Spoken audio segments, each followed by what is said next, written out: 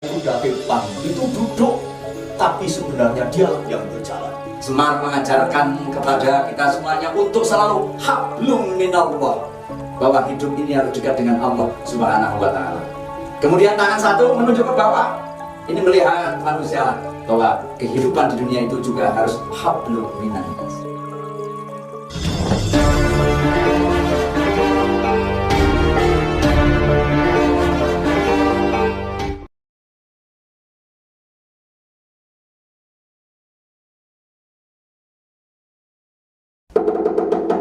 Bumi guncangan sing langit kelap katon.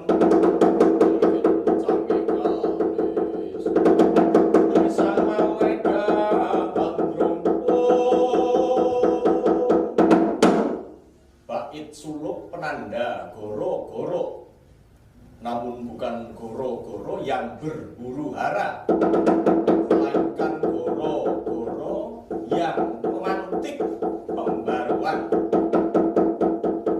Bukan pula goro-goro yang berdirisi, melainkan goro-goro yang menginspirasi. Bukan goro-goro yang mencuat kesengsaraan, melainkan goro-goro yang membawa kemaslahatan. Goro-goro penanda munculnya bocah bajang saling bercengkrama, saling gendu rasa, genduras, gendu rasa.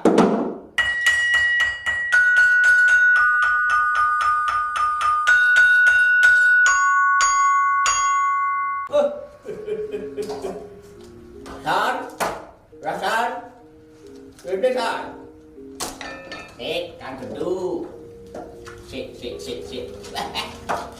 Ya, karang episode siji ya isih durung apa kok ora apa-apa, ambene mergo latihan, tajame mergo diasah.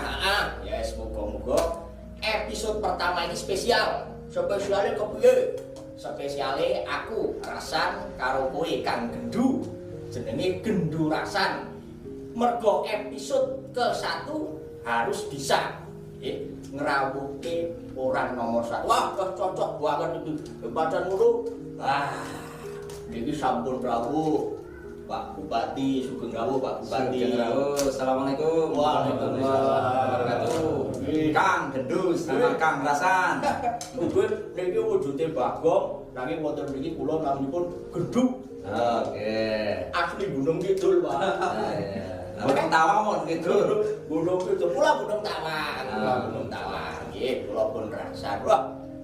Ini mantap sekali Pak Bupati kersa rawuh wonten mriki. Terima kasih, Pak. Nah, sebagai masyarakat kecil di Kabupaten Wonosobo, Kok kecil loh, sampean gede kok. kecil ini dereng disuntik. Jadi begini Pak, setelah kurang lebih Bapak menjabat selama 2 tahun ini, beberapa hal yang menjadi pengamatan masyarakat kecil, terutama Gendu kali kula rasa, salah satunya adalah soal infrastruktur jalan. Jalan itu menurut kami bukan hanya urat nadi perekonomian, tapi urat nadi peradaban. Karena zaman-zaman dulu negara-negara besar itu diawali dari jalan yang bagus juga, Romawi, Mesopotamia. Salah satunya yang sudah terselesaikan adalah jalan di Encer, Ladi, dan Sembungan. Pendapat Bapak bagaimana bisa terjadi seperti itu, Pak? Baik Kang Gendu, Kang Rasan. Jadi selaku kepala daerah kan punya visi dan misi. Tapi perlu diingat bahwa kabupaten kota adalah bagian dari Negara Kesatuan Republik Indonesia. Kami mencoba menerjemahkan apa yang menjadi program nasional Pak Presiden kita, Pak Jokowi. 5 tahun pertama atau periode pertama selama menjabat selaku presiden, yang dia gencarkan adalah program infrastruktur. Ya, tidak hanya di Jawa, tapi termasuk di luar Jawa. Dari Sabang sampai Merauke. Baik itu bikin tol udara, tol darat bahkan tol laut pun dibikin. Karena apa? Kenapa? Ini harus infrastruktur. Nah, majunya sebuah negara pasti pertama dari infrastruktur. Nah, kami juga kembangkan, kami coba tarik ke Kabupaten Wonosobo. Sebelum saya menjabat, saya coba lempar kepada masyarakat. Nah, keinginan apa sih yang selama ini dikeluhkan oleh rakyat di Kabupaten Wonosobo? Apakah itu sembako? Apakah itu bangunan rumah sakit yang megah, atau puskesmas yang megah, atau gedung sekolah yang mewah, yang representatif, yang dilengkapi dengan sarana prasarananya, atau pasar-pasar? Nah, ternyata tidak, bahwa apa yang dikehendaki oleh masyarakat, apa yang diharapkan oleh masyarakat, agar mereka mengeluhkan jalan-jalan di Kabupaten Wonosobo kondisi rusak berat. Kalau jalannya rusak, pasti akan mengganggu perekonomian kita. Kesehatan terganggu enggak? Sangat. Orang hamil kalau jalannya rusak, ya mestinya mau ke puskesmas atau ke rumah sakit, bisa jadi brojol di tengah jalan. Wah, lah contohnya niki. Dulu ini kan gedung itu di kota rumah saya takut brojol kota tahu lagi. Talah nih isi rusak, ini saat ini namun halus, Pak. Beberapa jalan juga sudah mulai dihaluskan, seperti di jalur Silomerto, Laksono juga sudah pokoknya luar biasa sekali. Artinya kasusnya ini lah Pak Bupati itu benar-benar mendengar aspirasi masyarakat. Lah itu pertanyaan itu wali, Pak. Apakah Bapak punya cerita lucu tentang jalan yang berlubang ini? Karena kan dulu banyak selengean mengatakan begini, lubang sewu itu tidak hanya berada di Wadas Lintang, tapi di mana-mana. Nah, jalan berlubang itu termasuk objek wisata lubang sewu. Nah, ini Pangapunten ya. Jadi kalau jalannya banyak yang rusak atau ada sebagian jalan yang berlubang, yang penting jangan lupa berjalan-jalan.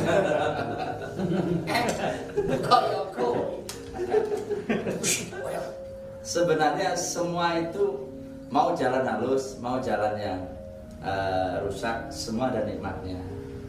Harus ada manfaatnya dan harus kita syukuri bersama-sama. Tuhan menciptakan jalan yang rusak pun ada nikmatnya.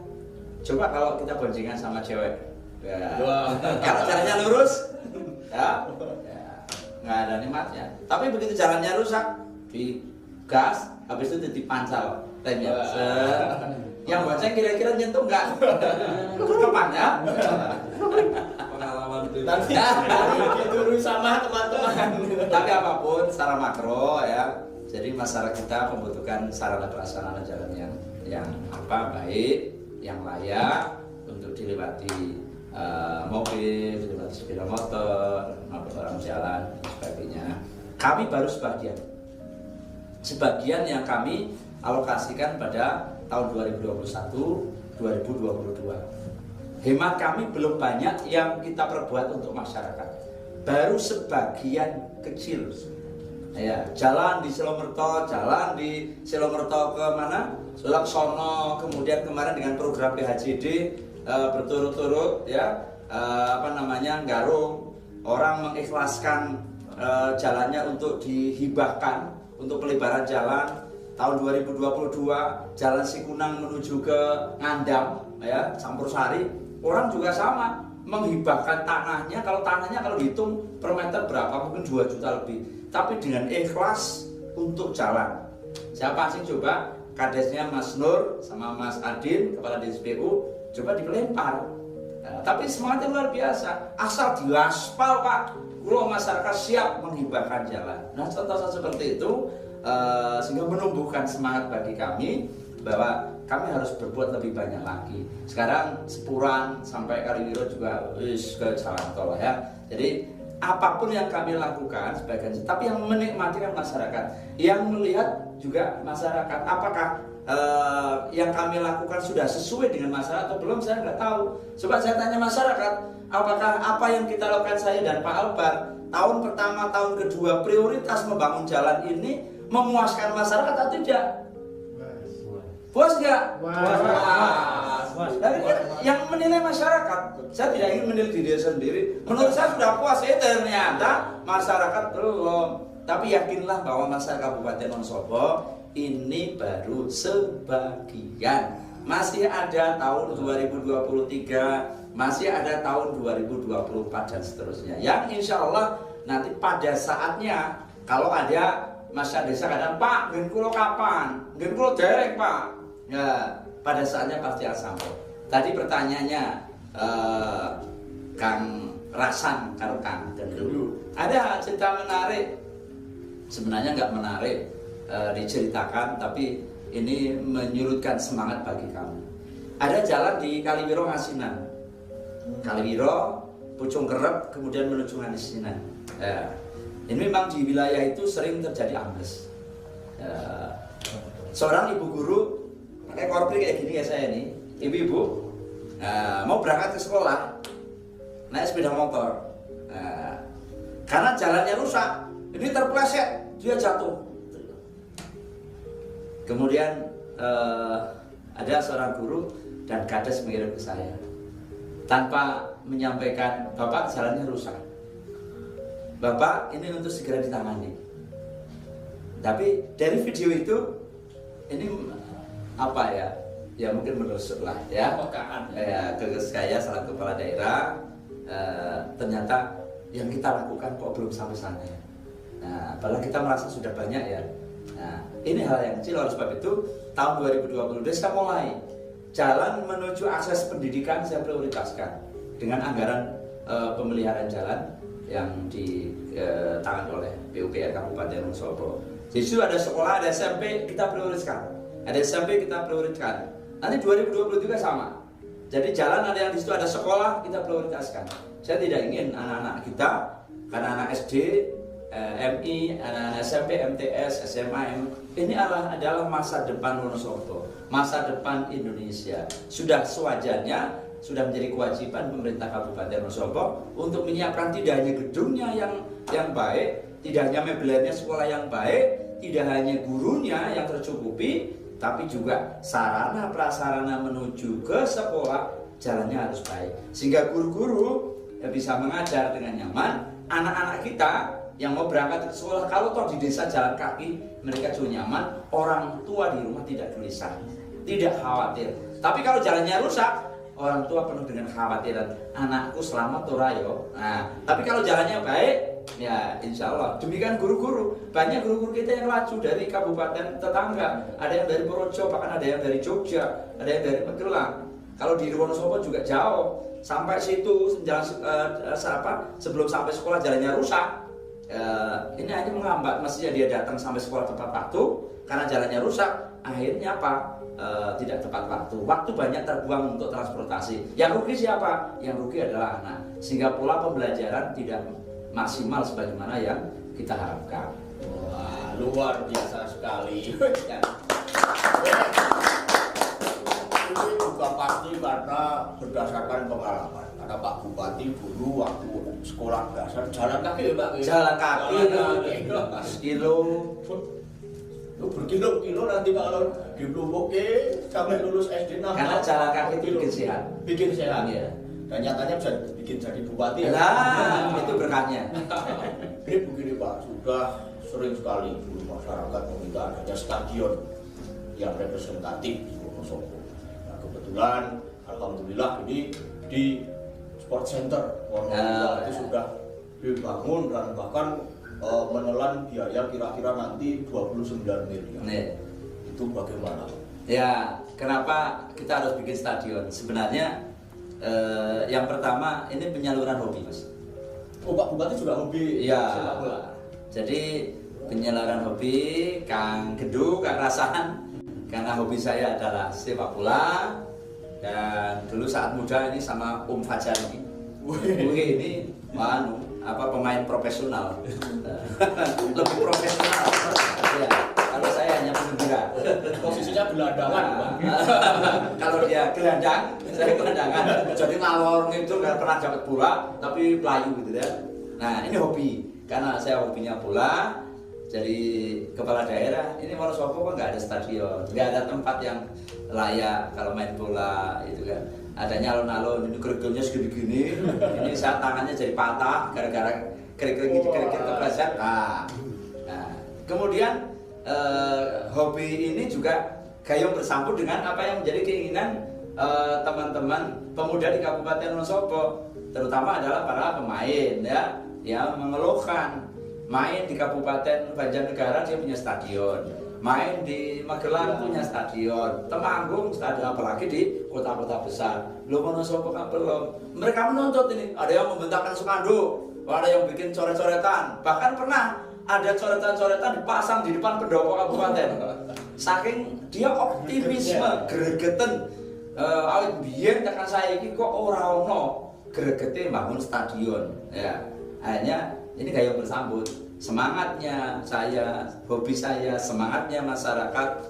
Ya, alhamdulillah dapat dukungan dari pimpinan dan anggota DPR. Ya udah, kita mulai tahun 2022. Saya sampaikan ke teman-teman, tahun 2022 harus selesai berdiri stadion. Tahapan awal, lapangan dulu. Ya, lapangannya harus kita bentuk sampai rumput. Ya, kemudian nanti tahun berikutnya akan kita teruskan dengan tribun untuk penonton dan lain sebagainya. Nah, saya ingin memulai. Saya tidak ingin hanya kalau pembangunan groundbreaking, enggak. Kita harus memulai. Ya. Dan tahun 2002 alhamdulillah kita alokasikan negara 5 miliar, tanah yang ada kita ratakan. Akhir tahun ini bulan Desember insya Allah selesai dan bisa kita pakai.